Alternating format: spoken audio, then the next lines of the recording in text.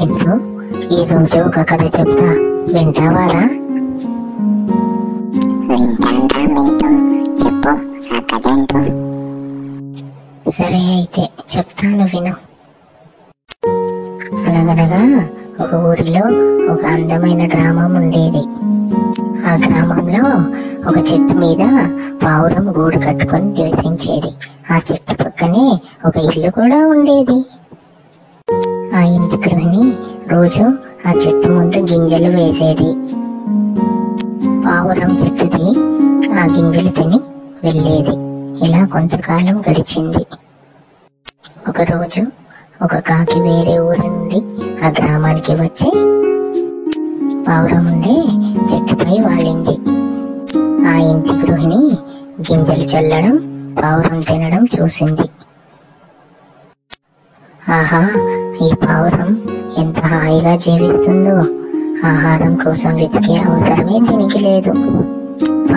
నేను కూడా ఇంట్లో ఆహారం తినవచ్చు, కష్టపడి ఆహారం వెతికే అవసరమే ఉండదు అని మనసులో అనుకుంది.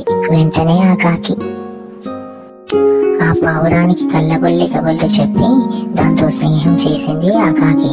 అప్పుడు ఆ పావురం కాకితో ఇలా అన్నది: కాకి మిత్రమా, నువ్వు ఇక్కడే ఉండవచ్చు, కానీ నీ ఆహారం నువ్వే సంపాదించుకో.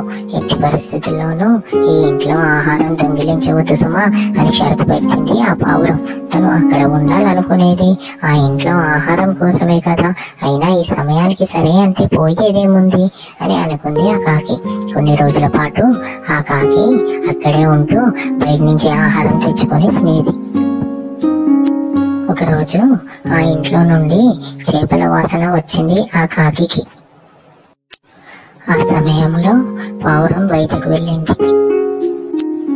అదే అదను కోసం ఎదురు చూస్తున్న ఆ కాకి వెంటనే ఆ ఇంట్లోకి దూరి చేపల కోసం వెతకసాగింది. తొందరలో ఆ కాకి ఒక పళ్ళాన్ని పడేసింది. ఆ చప్పుడు విని ఆ ఇంటి గృహిణి అక్కడికి వచ్చింది. ఒక కర్రతో ఆ కాకిని తరిమి కొట్టింది. అప్పుడు ఆ కాకి బ్రతుకు జీవుడా అనుకుంటూ ఆ గ్రామాన్నే వదిలి వెళ్ళిపోయింది. చింటూ, ఈ కథంతా విన్నావు కదా, ఈ కథ వల్ల నీకు తెలిసిన నీతి ఏంటి? అపకారికి నుపకారము నేర్పరి సుమతి అని తెలుసుకున్నాను రా Mintu. Subscribe for more content.